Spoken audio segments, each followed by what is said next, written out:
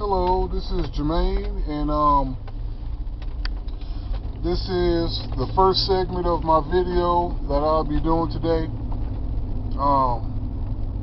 I've been watching a couple of YouTube videos and book reviews, and the reason why I've been watching them is not to get any ideas for a video or writing. It's because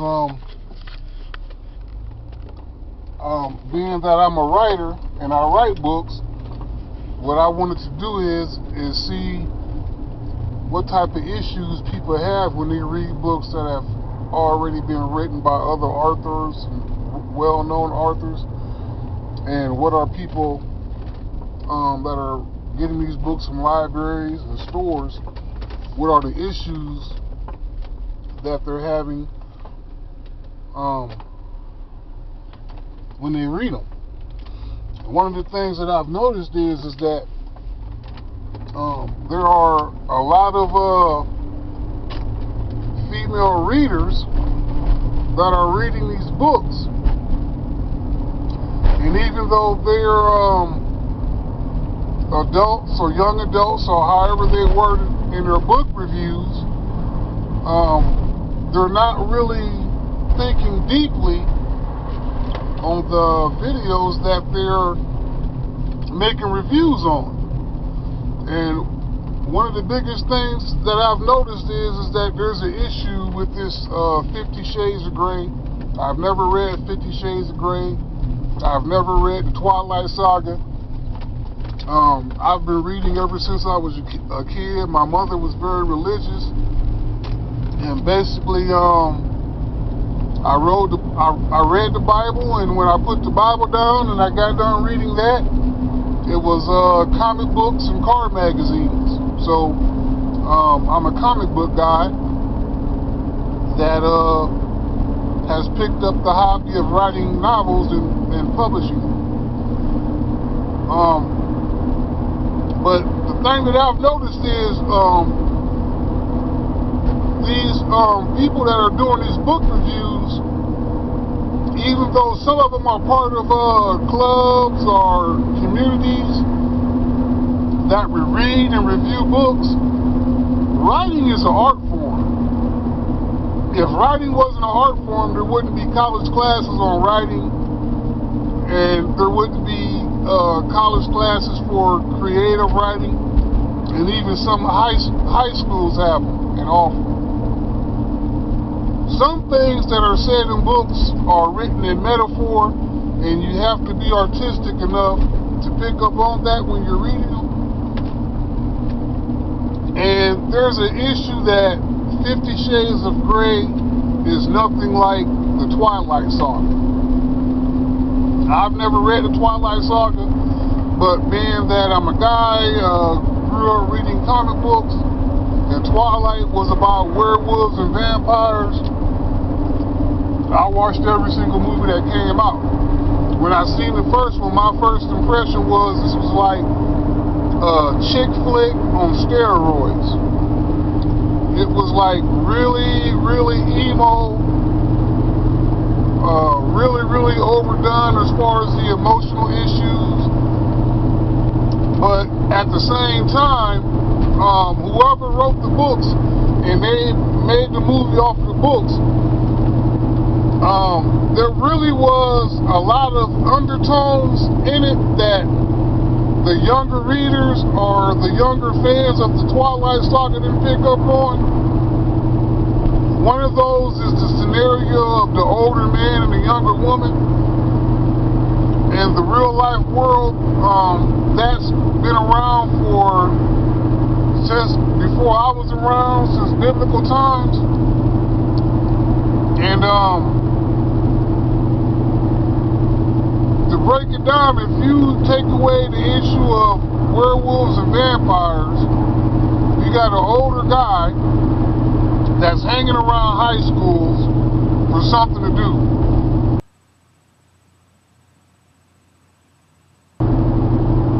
Then you have a guy that's Bella's age that her dad is friends with,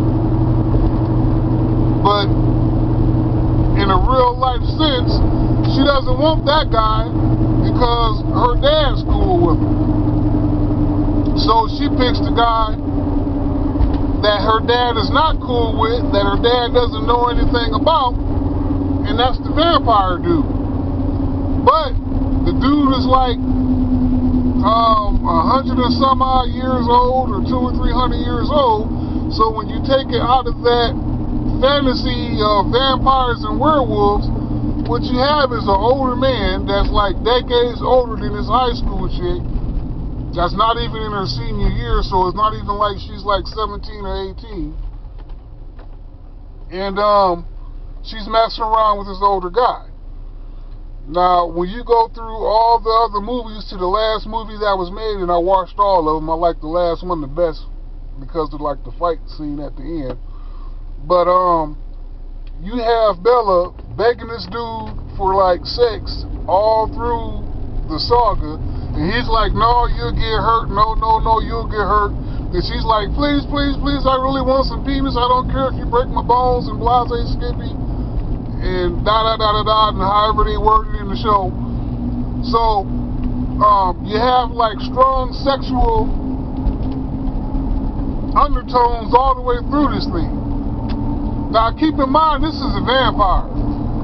So he has to drink blood from something, and she's volunteering her blood to be drunk. So while they're having sex, or even when they're not having sex, he's biting into her and drinking her blood.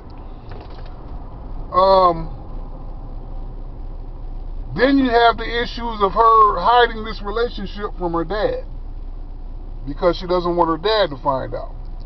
All of this stuff is real world stuff woven into a fictional novel about vampires and werewolves. And everybody loves this Twighlight saga in the movies and the books and everything, but they hate 50 Shades of Grey. So I've never read book 50 Shades of Grey or the Twighlight saga, but I've been looking at the book reviews, and you have like a rich older guy, you have like an extremely nerdy virgin female. She likes the guy, he's like surreal. The guy picks up on it, basically does what he wants to with her, and she's cool with that because she likes him anyway. And it happens to be bondage and S&M. Well, it's not too much difference between hitting somebody butt naked with a whip and biting into their neck and sucking her blood. I mean, it's either way you look at it, it's some freaky shit. You know, for lack of a better term. I mean, that's just what it is.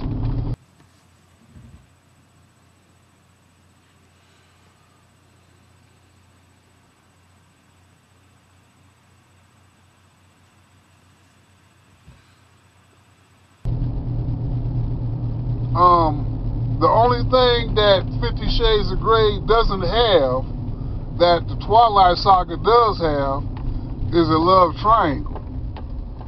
But I mean, if you're a fan of one and you're not a fan of the other, rather it's poorly written or not, the only thing that I can think of is the reason for that is that you're not looking at it with an artistic eye. If you're not looking at it with an artistic eye, then most likely you may not be mature enough to read either book, because the undertones are clear. I mean, I've never read Shakespeare or anything like that, but the drama and the undertones in that is clear enough to where, you get cultured enough to pick up on things even though it's not directly said or written all of the time.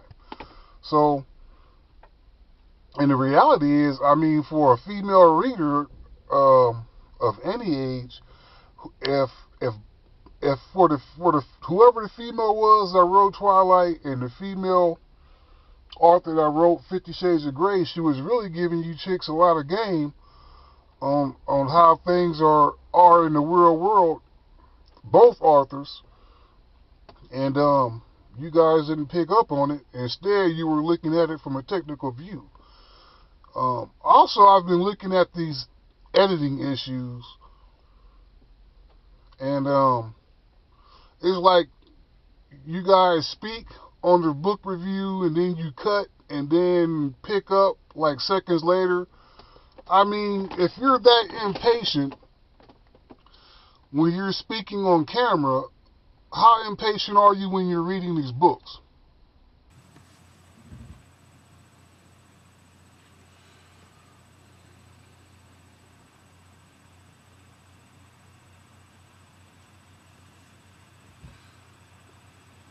You know, that may be something to think about, is to take a little bit more time.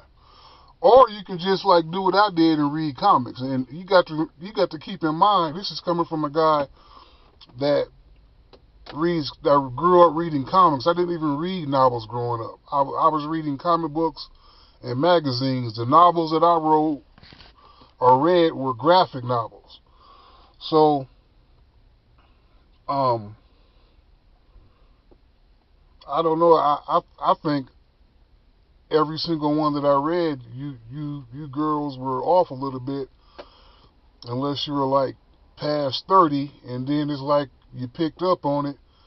But I think some of you guys were too young to even get those books to read. I think some of y'all were even too young for Twilight, to be honest with you. But